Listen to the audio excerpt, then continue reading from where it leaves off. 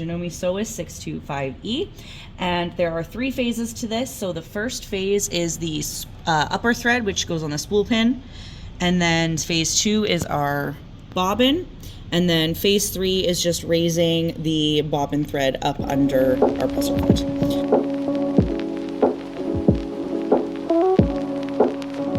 So we're going to start with phase 1.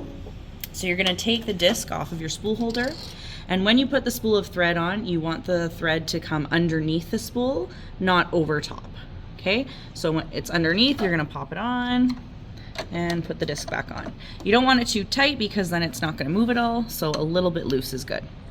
So pull some thread out. You're going to hold it right hand, left hand. And the nice thing about our machines is that there are little arrows all over the place that kind of show us what to do in case we forget. So for right now, we are going to ignore this picture here because that one is for winding a bobbin and we don't need to do that right now. So first thing we're going to do is go around the back here, and then number 1 shows us to go down the front. Okay, number 2 tells us to come up around here. We come back up. Number 3, we want to go around the right side to the back, and then on the left side, you want to pull up so that it sits in that little hole there. Next, we're going to come back down the front.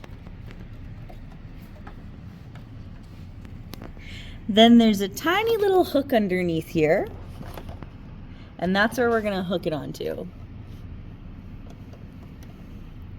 Okay, after that, we need to get the thread through the eye of the needle. So we're going to, do you want to just back camera up a little bit? We're going to cut this on an angle. Okay, and then I put my finger behind it and then put the thread through the eye of the needle, grab it, and pull it all the way through. Now, this has to move back and forth freely. If it's tangled around your needle at all, it's going to get jammed, so you have to take it out of the eye of the needle and rethread it. All right, that's phase 1. Phase 2. We're going to pop off the little lid. Now, when you put your bobbin in, your tail end has to be on the left side. It should look like the letter P, okay? If it's on the right side like a Q, that's wrong. Okay, always a P, never a Q.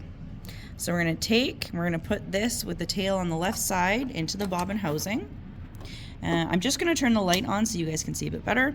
Now, there are 2 little notches here. And so what we're going to do is we're going to pull this down through this bottom notch here. And then we're going to swing our arm up to the left, and it's going to go into that second little notch. Then we're going to put the lid on.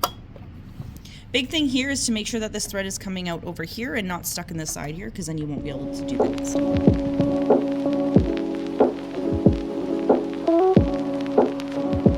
All right, so phase 3 is to raise this thread, the bobbin thread, up under the presser foot. Right now it's coming out of here, but we actually don't want it to. We want it to come out from underneath here. So this is how we're going to do that. We are going to hold the upper thread, and you're going to hold it for this entire process. Hold it for dear life and don't let go. What we want to do is lower the needle and then raise it back up, and it's going to grab this thread, the bobbin, and pull it across here, and then it's going to come up here. So we're going to press the needle up down button right here. Okay, so we're going to go down, up, and you can see that that little loop comes out with it. Okay, if you don't see the loop, all you need to do, so if it looks like this and you can't see it, okay, all you need to do is pull up and it'll raise the little loop for you. Then you take your scissors, you're not going to cut anything. Again, keep holding this thread, and you're just going to swipe underneath the foot so that we can pull that little thread out. So you're just going to go underneath and go swing and pull it out.